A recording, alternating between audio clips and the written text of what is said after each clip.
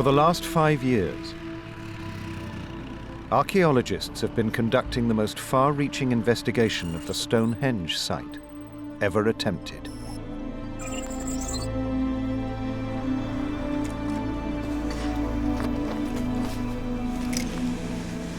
With state-of-the-art technology,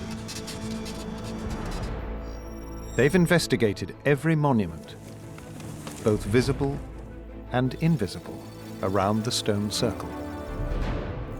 It's an all-encompassing approach that could finally unlock the mystery of the enigmatic stones and the prehistoric culture that flourished around them.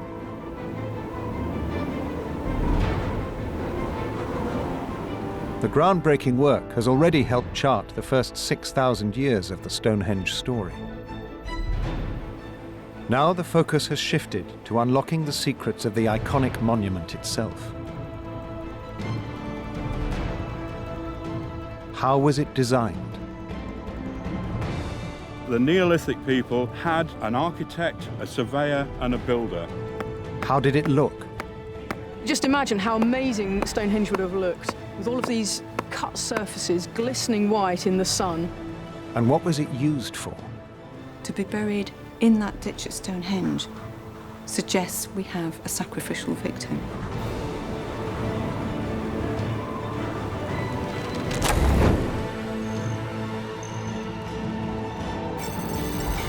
An unprecedented level of new research, the latest remote sensing equipment, and fresh discoveries has produced a more detailed and revealing picture of Stonehenge and its people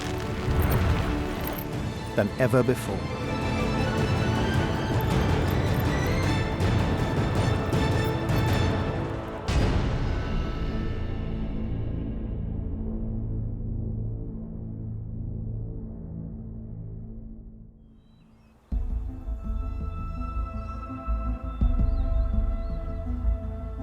For hundreds of years, experts and amateurs alike have tried to solve the enigma of Stonehenge.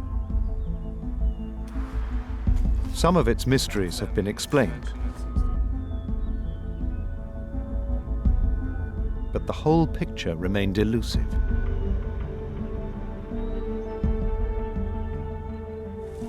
Now a group of specialists known as the Hidden Landscapes Project, led by Birmingham University and the Ludwig Boltzmann Institute in Austria, have taken a purely scientific approach to solving how Stonehenge was built and what it was used for. If you were to focus on excavation, you'd by necessity end up focusing on particular monuments and particular sites. By surveying nearly 10 square kilometres, we can actually look at the entirety of that landscape.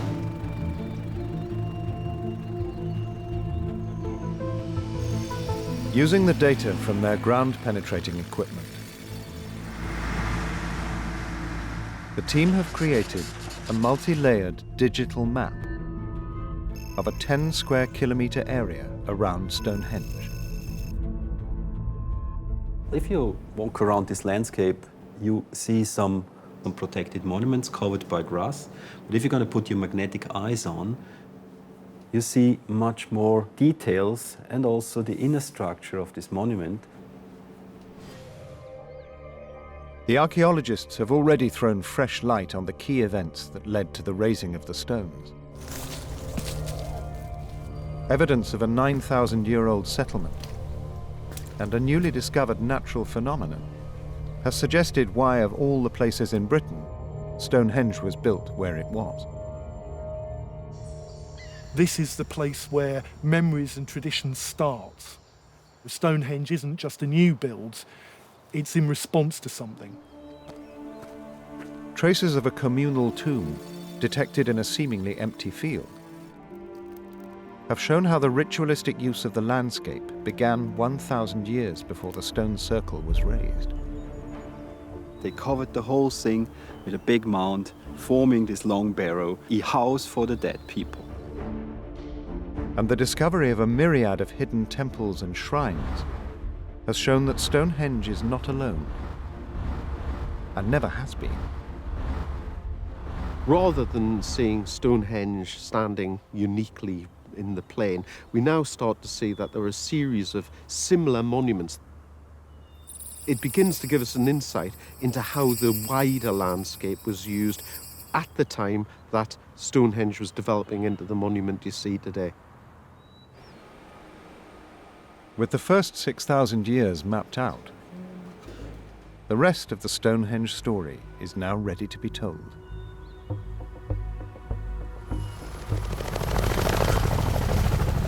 To better understand the period leading up to the raising of the stone circle,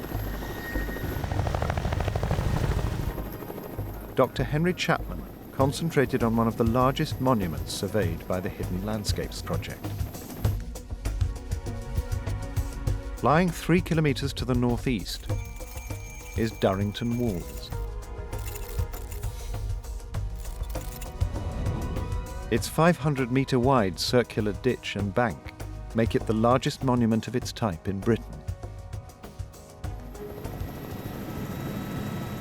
The Durrington Walls is a huge henge. It's dating from the middle of the 3rd millennium, round about the early stage of Stonehenge. Giant monuments like Durrington Walls were the product of emerging hierarchies who wanted to demonstrate their authority in the region. Clearly some very, very powerful people around at that time who were being able to control resources, control the labour force, to create some of the largest monuments we've ever seen. What Durrington, I think, is showing is that, although it's just that one point which we understand, it's got ramifications, I think, for the whole of the Stonehenge landscape. It was this drive to build ever more spectacular monuments that pushed the builders towards the ultimate expression of prehistoric building prowess: Stonehenge. It's possible to imagine a level of competition between different groups in southern Britain. This might be related to increasing political centralisation and order and control. It might be related to a greater sense of identity amongst the different groups that occupy the wider landscape. In that context, the construction of this extraordinary building at Stonehenge marks a kind of exponential increase in terms of the scale of the enterprise, and from the point of view of competition, very difficult to compete with. The raising of Stonehenge's megaliths began around 4,600 years ago.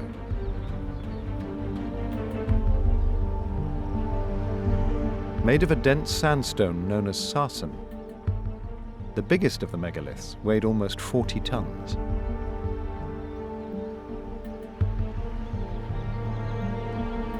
No large deposits of sarsen have been found in the vicinity of Stonehenge, and it's widely accepted that the enormous building blocks came from the Marlborough Downs, 48 kilometers to the north.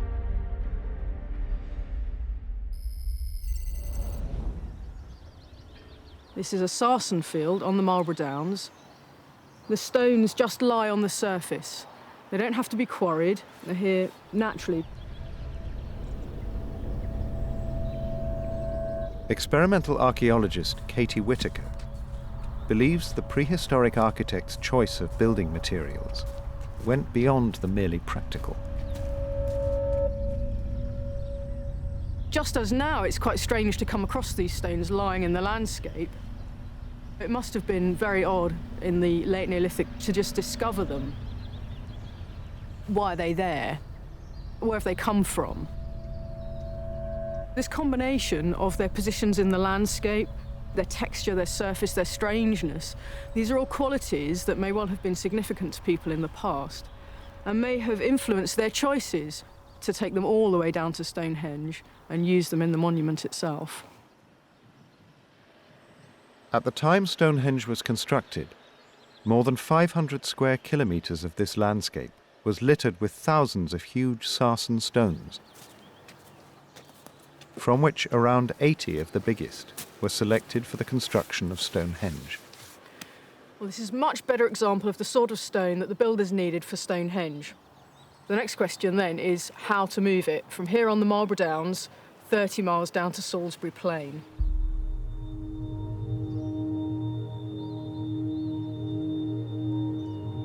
Despite numerous theories, the route taken by the huge sarsens to Stonehenge is still disputed.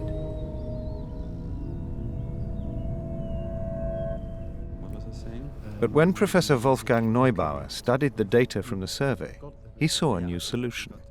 How the big sarsen stones have been brought to Stonehenge has been a striking question all over the centuries.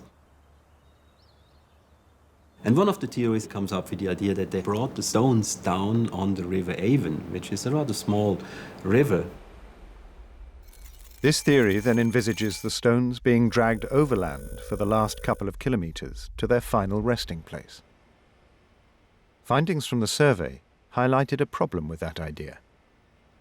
In the topographic data, we have a dry valley, and this means that there is a really massive depression which they would have had to cross with these heavy stones. So I think this theory is rather unlikely. Instead, Professor Neubauer has spotted what he believes to be a much more likely path along which the stones were transported. Running from the stone circle to the River Avon are two parallel ditches that form the monument known as the Avenue. Within the section closest to Stonehenge, there are a number of striations in the ground formed by glacial action.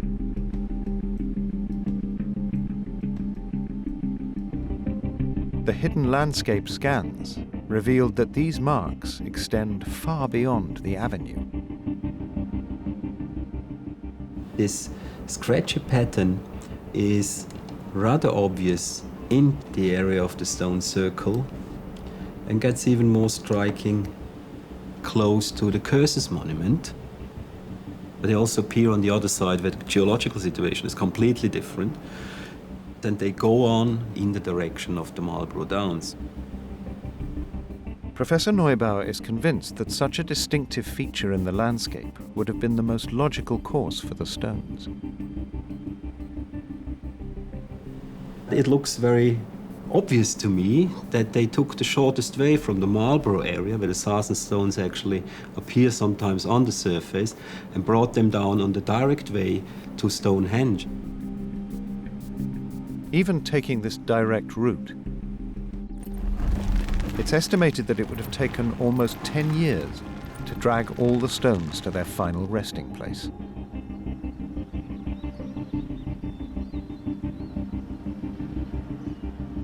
Yet remarkable as the transportation of the stones is,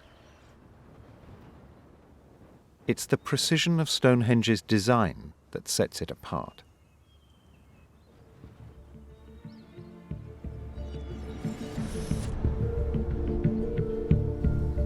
Archaeological surveyor Tony Johnson has studied its unique layout for over a decade.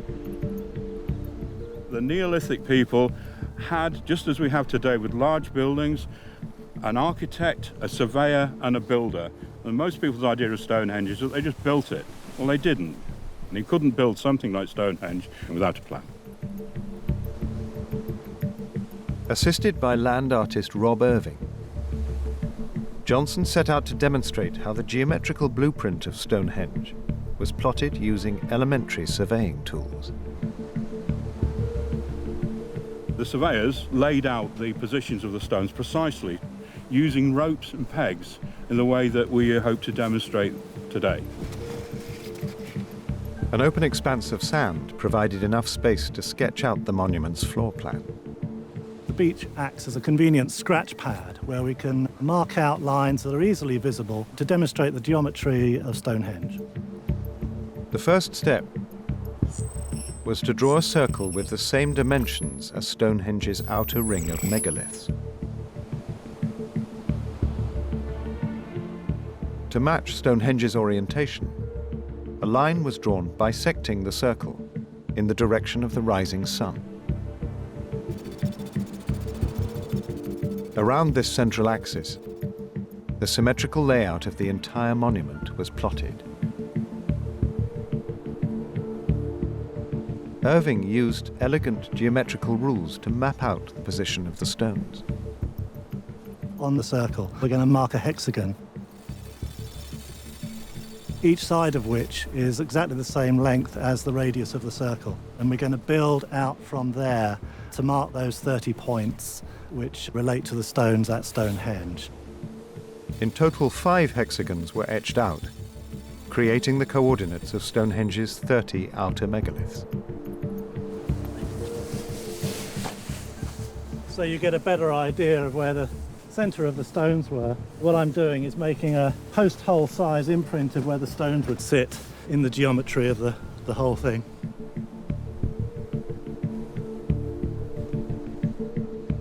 From the position of key stones, the inner horseshoe of megaliths known as the trilithons was also calculated.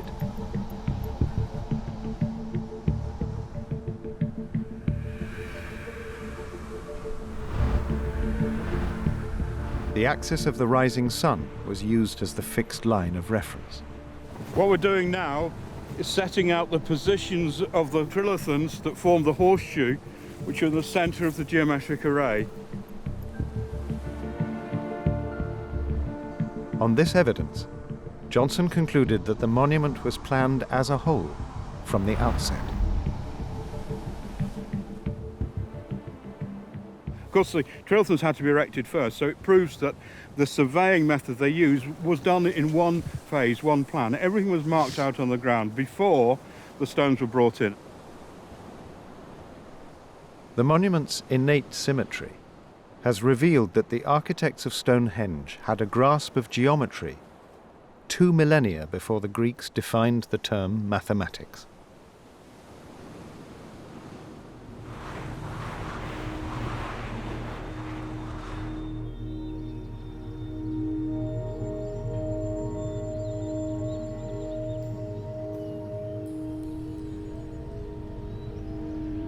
"4,600 years on, the remaining stones still stand as a powerful reminder of the skill and ambition of Stonehenge's creators."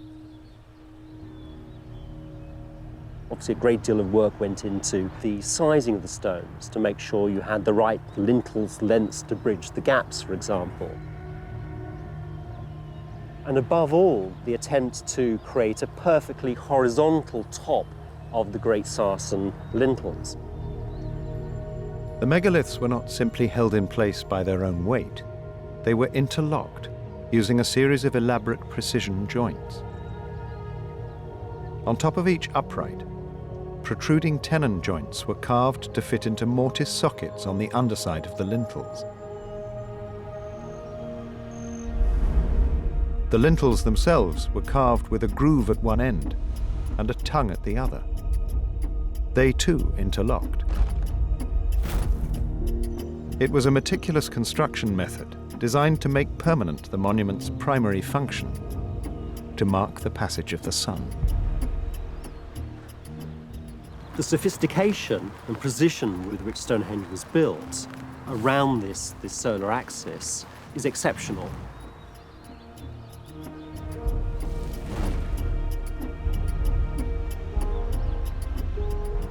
It could be that Stonehenge is partly concerned with measuring and celebrating important points in the annual cycle. Midsummer, midwinter, changes in the year from winter to spring to summer and so forth. The complexity of the architecture cannot be paralleled anywhere else. This does give Stonehenge an exceptional presence in the wider world at the time. There's nothing else quite like it.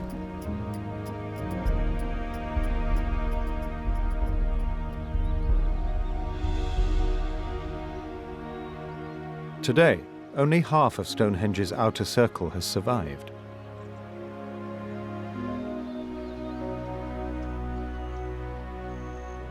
With no clue as to what happened to the missing sarsens,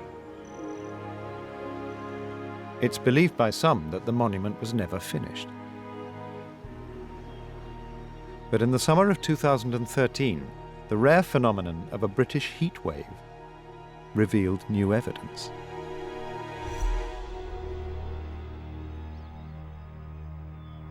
In 2013, we had a very wet spring, followed by a hot, dry spell in June, and that put the grass here under great stress.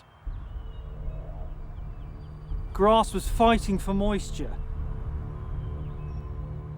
When it does that, it begins to parch. And we got a series of parch marks which showed us the positions of some stones which we'd never seen before at Stonehenge. So we had the position of stone 17 here, stone 18 here, stone 19 here, and stone 20 here.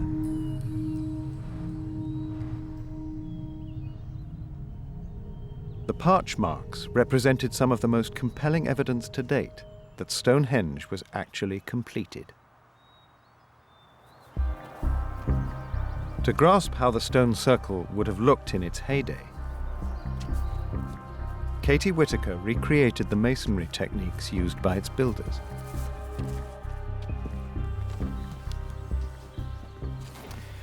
When you look at Stonehenge today, you can see that the sarsens are really quite dark greys and browns in colour, a bit like this piece of sarsen here, and that's because of the weathering that they've undergone over thousands of years. Sarsen is so hard, the tools used would also have to have been made of sarsen. This hammerstone is made of the densest type of sarsen that you can collect. It's got a good shape, it's got a good edge here, which will help me pick away at the surface.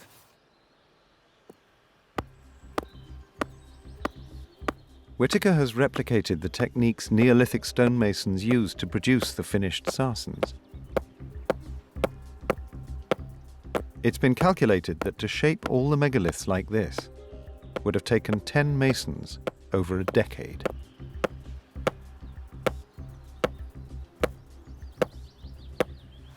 One of the things that's really noticeable about this is just how little return you get for a lot of work. Underneath the dust that's been created, there's a really tiny area that's started to change, revealing the white colour of the clean stone underneath.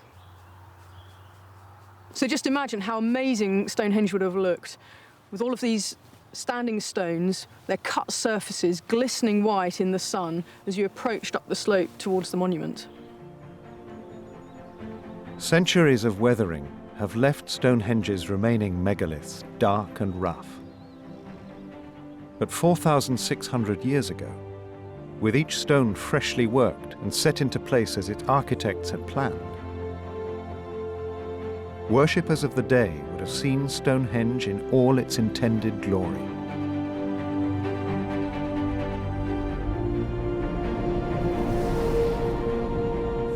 A stunning, gleaming white monument.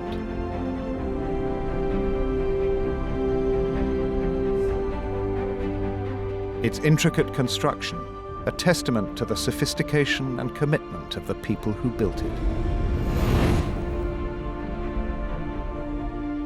Stonehenge truly was the crowning glory of its age.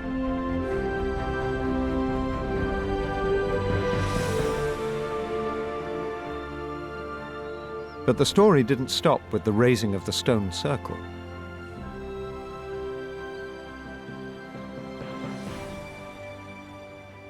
Alongside the sarsens, Stonehenge contains other megaliths known as the blue stones. Although the blue stones are dwarfed by the giant standing sarsens, the effort needed to transport them to the site was still enormous. Analysis of the rock has proved many of them were quarried from the Preseli Hills in Wales, over 200 kilometres to the west.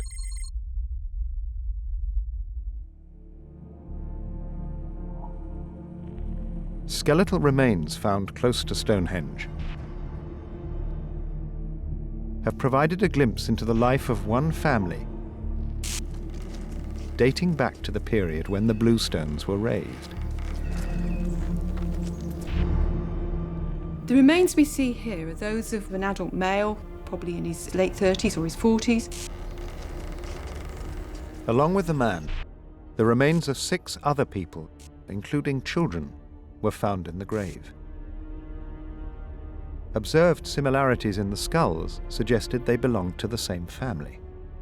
The individuals who came from here predominantly date to the time at which the blue stones were erected at Stonehenge. We undertook strontium oxygen isotope analysis on the teeth from 3 of the adults. And what we found was that they were not local to the area in which they were buried. They had originated from about 150 to 200 kilometres west of Stonehenge. This would take them into Wales, which is also the area from which the blue stones come from.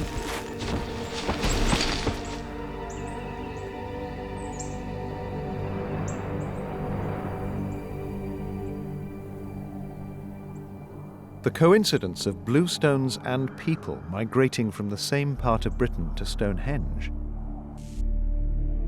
became more intriguing on closer inspection of the bones. Looking at this skeleton, you can see that there was a massive traumatic injury to the left thigh bone.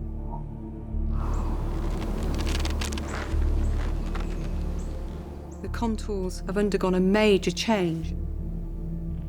If I compare this with a complete femur here, you can see just how dramatic those changes are.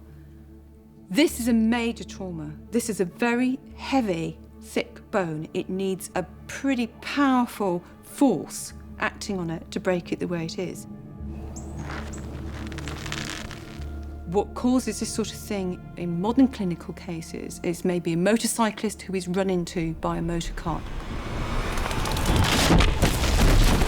It's that kind of level of force.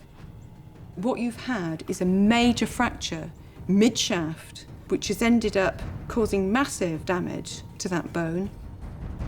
This looks like it might have been a compound fracture that broke through the surface as well. But the amazing thing is, it mended, and he lived.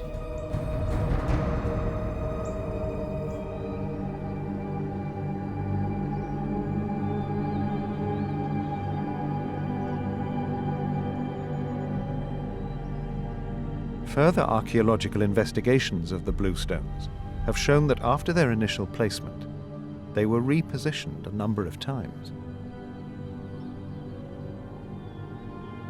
When Stonehenge was built, around about 2600 BC, that wasn't the end of the story in terms of the architectural development of the monument.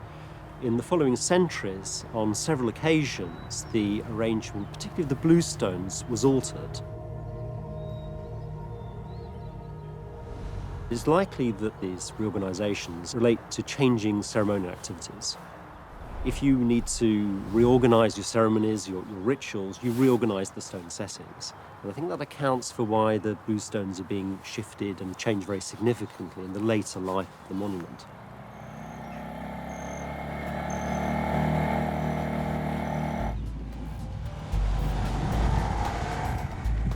To understand what motivated these changes, the Hidden Landscapes project has examined every monument in the area.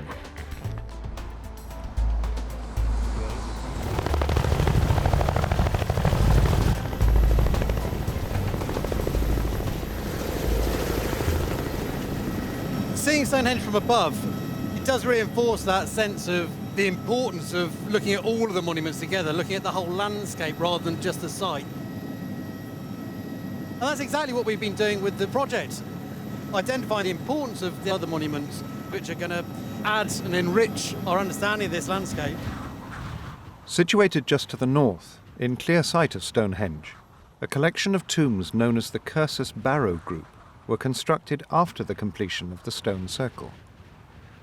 Their appearance marked the arrival of a culture that had a profound impact on the ritual use of the monument and its surrounding landscape. The Cursus Barrow Group is a beautiful arrangement of different styles of building, but in terms of the overall story of Stonehenge, these are quite a late addition. These things are coming in after Stonehenge has been completed. We're getting new styles of burial, new styles of material, pottery, grave goods. We're getting the Beaker phenomenon.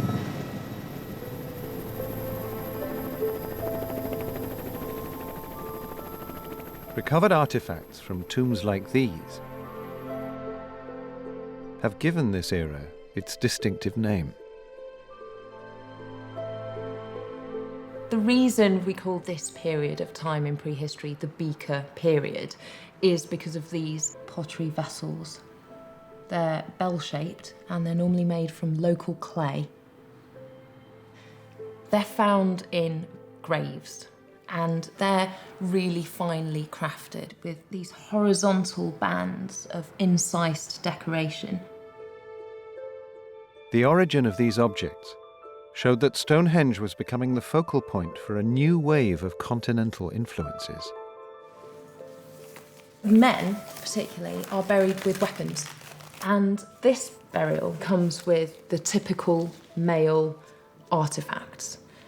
He's known as the Roundway Archer because he was found with this really beautifully fashioned flint arrowhead.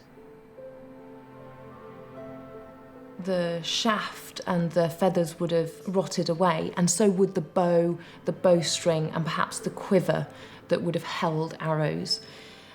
And alongside this arrowhead is the other element of the archer's kit, which is this.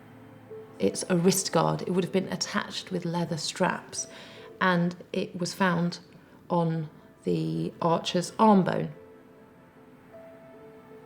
The really exciting thing about this is that it's made of jadeite and it's not from this country. This is probably from Spain.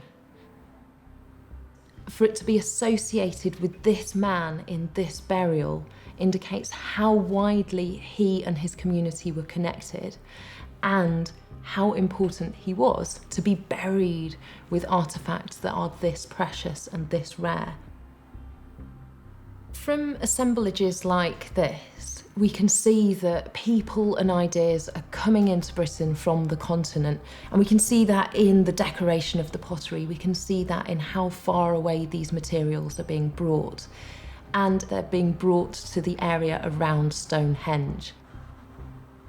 This is a place of great significance, and influential people are coming here.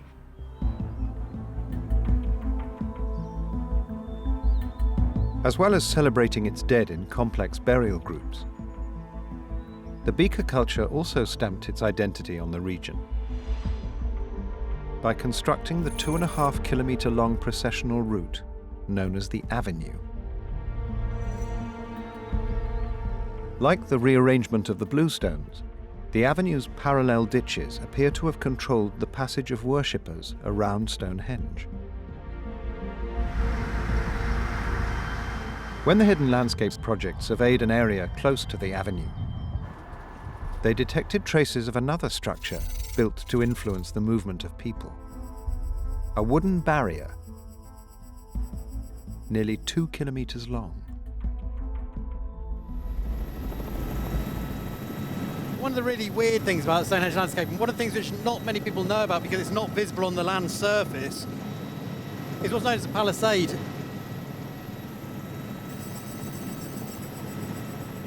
It's effectively a long fence which runs from the western side of Stonehenge and curves around towards one of the gaps in the cursus. Excavations of the southern end of this palisade have dated it later than the construction of Stonehenge, and predicted that some of its posts were as much as 7 meters tall. The palisade bisected the entire landscape.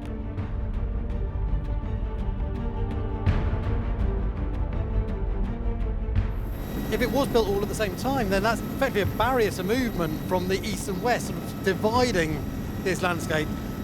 The palisade is one of those things which is incredibly significant to the landscape, but it's not widely understood.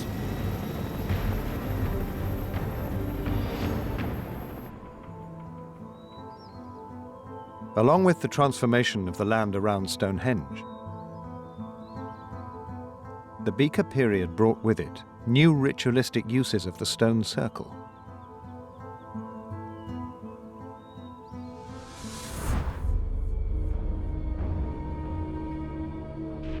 Forensic investigations on a male skeleton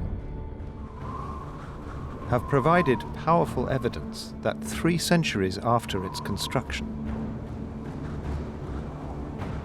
Stonehenge became a site of human sacrifice.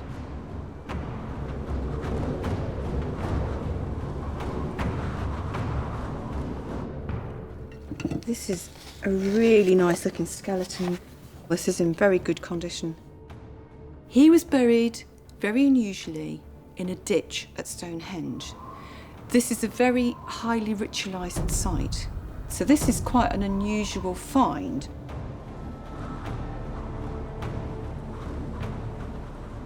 People often get the impression that in the distant past, life was nasty, brutish and short. We know that this man died when he was in his late 20s, but I wouldn't say his life had been nasty and brutish. You look at him, he was a robust, muscly man of about 5'10". Tiny nicks on the man's bones show the cause of death. He was shot repeatedly with flint arrows. The location of the skeleton's burial showed this was no ordinary death. To be buried in that ditch at Stonehenge with the injuries he has suggests we have a sacrificial victim.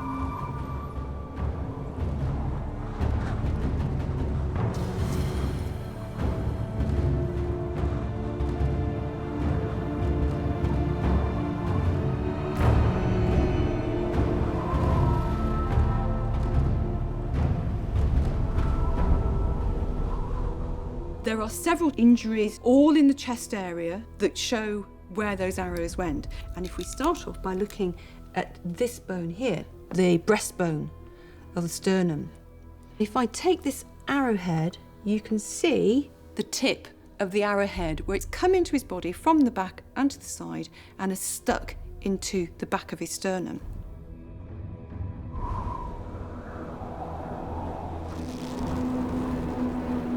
In addition, we have injuries in the right side of the ribs. You can see there are 2 little marks, one here, and although this is damaged, there is also another mark there. And these are where the arrowhead has passed through between the ribs and gone straight through into the body, where it is stuck within the soft tissues.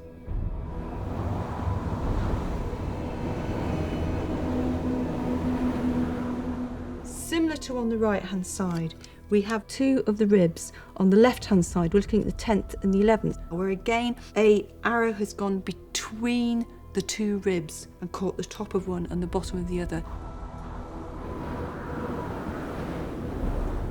And we know that this is one of the 3 that would have killed this young man.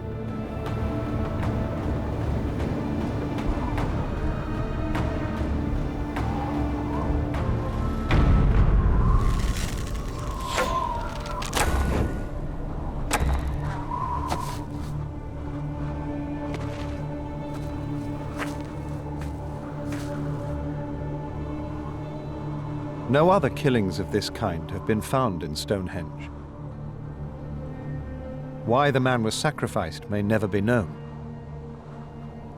But his burial, so close to the stone circle, suggests his death was ritualistic.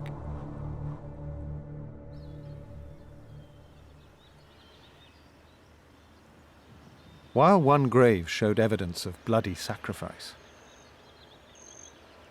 other excavated Beaker graves in the Stonehenge landscape have also been remarkably well preserved.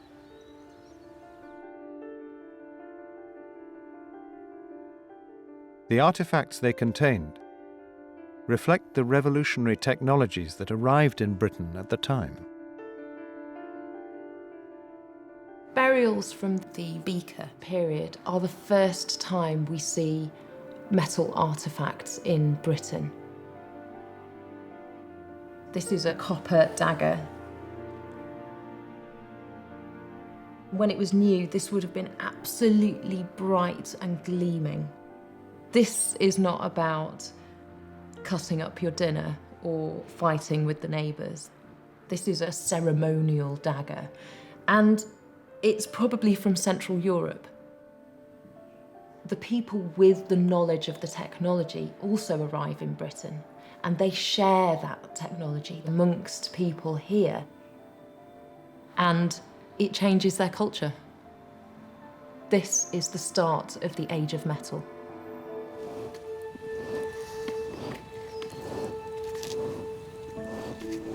Soon after the introduction of copper, it appears that British smiths worked out the secret of making a superior metal, bronze. The arrival of metal in Britain happens quite late compared to Europe, but the discovery of tin in southwest England, in Cornwall and Devon, brings on the true Bronze Age very quickly. In Britain, the abundance of copper and the far rarer tin saw local metal workers lead the way in prehistoric bronze production. By alloying the copper with a little bit of tin, I'm going to make a 6% tin bronze thereabout, which is quite typical composition for the early Bronze Age.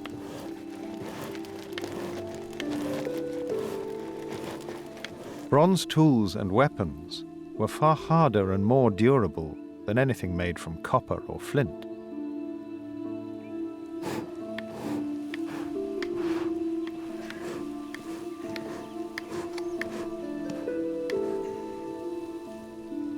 It's good. It's gone in. So we should have a knife there. I'm going to lift the mould out, lay it on its side, and then break it open.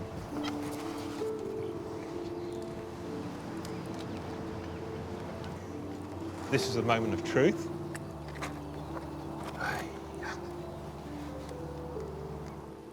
So this is the end of the process of all our work. Just like the knives that you find associated with burials in the area around Stonehenge, this is the proof of the big change with the advent of bronze.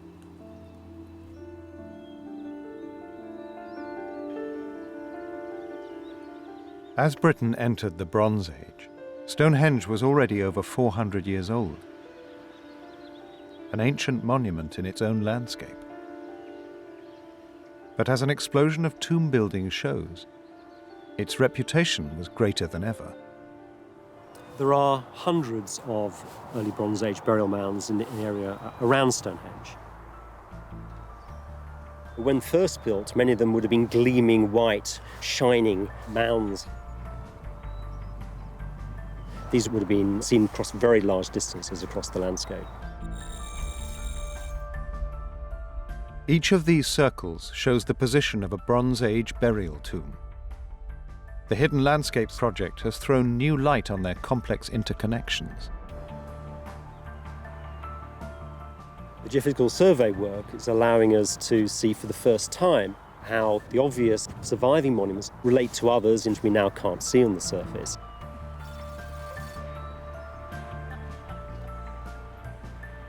Up till now, we've only seen little snippets of the landscape. This allows us to put it all together in one big picture. The position and alignment of the tombs revealed a clear strategy behind their placement.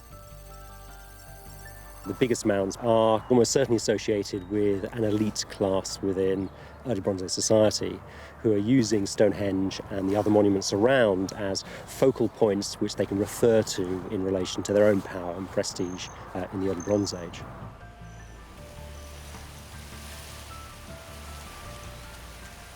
Artifacts discovered in these graves show these generations of Stonehenge people were more connected than ever before with the wider world. We have Breton-style daggers, for example, turning up in British early Bronze Age graves. There are various other kinds of accoutrements, pins, certain kinds of whetstones, other kinds of objects which suggest continental connections. Two-way trade with the continental mainland had flourished, with Stonehenge seemingly a vital hub. In Stonehenge, you do see an increase of the volume of material from far afield and from abroad. We find amber from the Baltic, copper axes from Spain, and gold from Ireland. Whilst in Holland, you would find Cornish tin.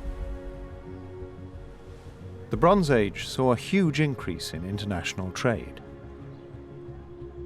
To better understand the practical challenges that made this boom possible, Professor van der Noort, along with shipwright Brian Cumby, set out to build the first full-scale replica of a Bronze Age boat, the innovative plank-built sea craft developed in Northern Europe at this time. I've been building classic wooden boats for nigh on 40 years. When I was given this job, it was a complete new learning curve for me. I had to start to think like a Bronze Age man. They had to hand carve everything and fit it and look at it, and that looks good, that looks bad. It's just a matter of building by eye all the time. The design was based on fragments of prehistoric boats discovered in Britain.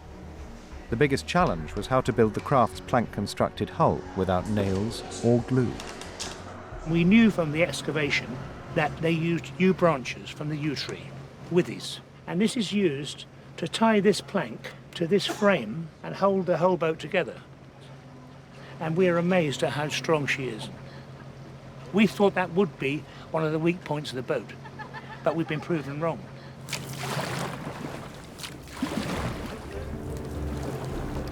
To test the viability of their sewn plank hull, Van der Noort and a crew of 19 took the replica on its maiden open water voyage.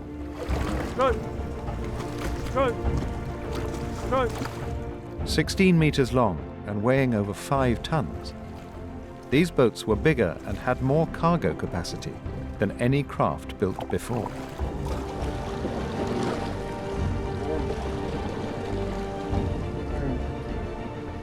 Well, they're just measuring it using GPS, 2.5 knots in cruising speed, so 2.5 sea miles per hour. And when we push it hard, it goes just over 3.5 knots. Travelling at this rate, a Bronze Age boat could have crossed the channel in less than a day.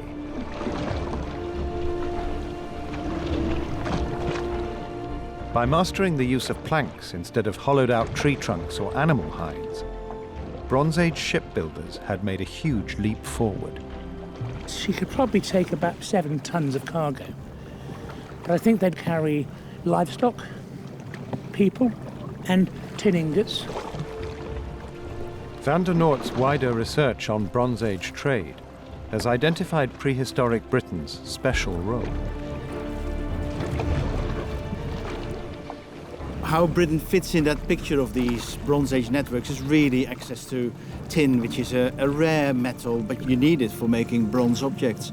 And I think that is the critical valuable that Britain adds into this European network. At the heart of Britain's commerce was Stonehenge.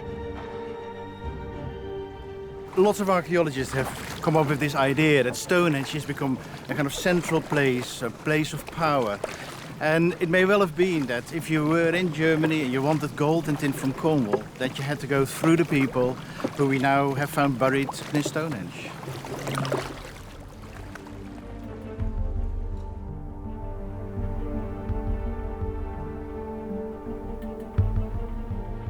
The increasingly ostentatious placement of tombs around Stonehenge during the late Bronze Age confirmed its status as the place for the upper echelons to flaunt their power and influence. The burial mounds built in between about 2000 and 1700 BC appear to be in position not only for wider communities to see, but perhaps more importantly for competitor groups to see from other vantage points. We might imagine a kind of political landscape here, where the elites are jockeying for prime position. Funeral events would have served as opportunities for expressing the power of the dead individuals, but also the power of the groups conducting the funerals. But they were not just expressing their power within the community. They were also celebrating their wealth, because excavated from some of these high-status tombs has come a remarkable amount of gold. This absolutely exquisite artefact was discovered in the Bush Barrow in 1808. The bush barrow is about half a mile away from Stonehenge and on a direct alignment with the most sacred central area of the monument. It's been dated to around 1950 BC. The piece itself is known as a lozenge. It's almost pure gold. And across the whole of it, there are geometrical designs of parallel lines and diagonal zigzags. And it's perfectly executed. The level of workmanship and the amount of gold in this lozenge indicate that this person was incredibly high status, perhaps a chief, perhaps a senior priest. And they think that it would have sat in the centre of the man's chest, perhaps holding together a garment or perhaps hung in as a pendant of some description. But the most impressive item that was found in the bush barrow grave is actually in this tiny little dish. These are some of the estimated 140,000 tiny gold studs that were placed into the handle of a bronze dagger that was found in this bush barrow grave. At ultra-high levels of magnification, some of the intricately worked studs can still be seen embedded in fragments of wood from the handle.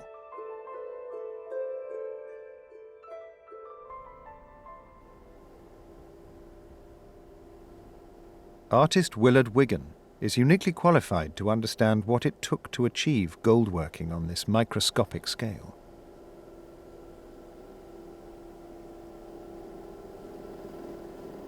Wigan is the world's preeminent nanosculptor, a niche market where smaller is better. I'm actually producing something that's smaller than a full stop in a newspaper. Wigan's completed works sit framed in the eye of a needle or on the head of a pin. Because I'm working on this molecular scale, you have to hold your breath.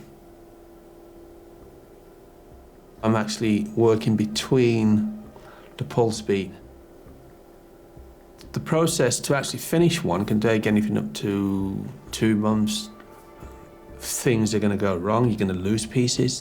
Something will bend up and it'll turn into a little catapult and then what you've been working on for 4 weeks is gone. Based on his own skills, Willard has figured out the techniques the ancient gold workers must have used. I would say 2 fine pieces of gold twisted and rolled. If you look here, you can see where it's twisted and flattened off. I cannot see an adult doing that because your eyesight starts to deteriorate. Even at 21, it would have to be a child that's done that. Even when aided with modern technology, Willard grasped the difficulties of making a gold stud on this scale. They probably found a way of slicing the gold into very fine fragments by perhaps using a piece of flint, and then you'd get these shavings of gold would come off.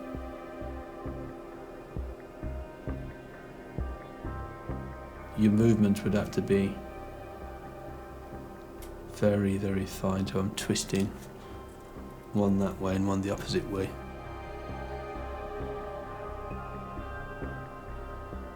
Once I've got to the stage of where I think it's going to snap, I stop, cut them off at each end, and then squeezed at the end to give that pinhead look at the top. Back then, there's no technology, there's no microscopes, nothing. This is a phenomenal achievement.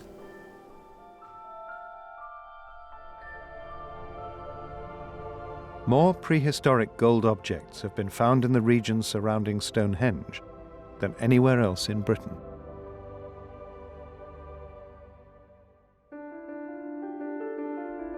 This golden age represented Stonehenge at the peak of its power and wealth.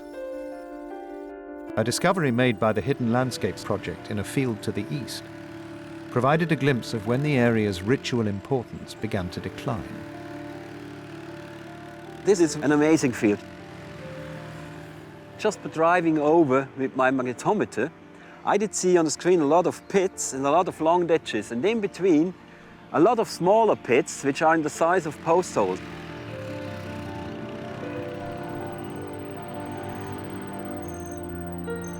From the shape and distribution of the features, Professor Neubauer recognized the telltale footprints of prehistoric buildings.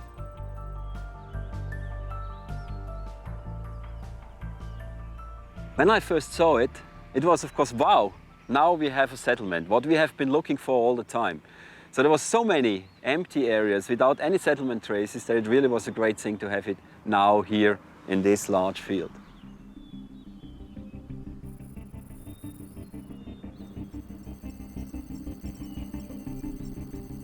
The evidence of everyday life encroaching into areas previously held sacred represented the beginning of the Stonehenge landscape's demise as a ceremonial site.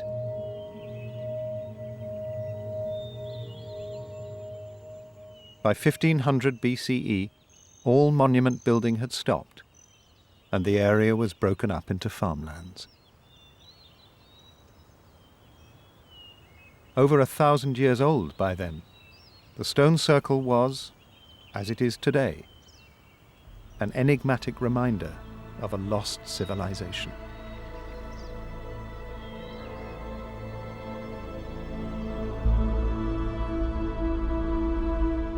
'21st century technology, underpinned by hard archaeological evidence, has revolutionized the understanding of Stonehenge. As we start to see our results in relation to other people's results and so on, we've got as complete a picture as we can ever have, I think, of the entire landscape. We're reinventing Stonehenge for this generation. By peeling away the land, the archaeologists have rewritten the 10,000-year-old story of the sacred site. From its origins as a hunting ground to its rise as a ceremonial arena.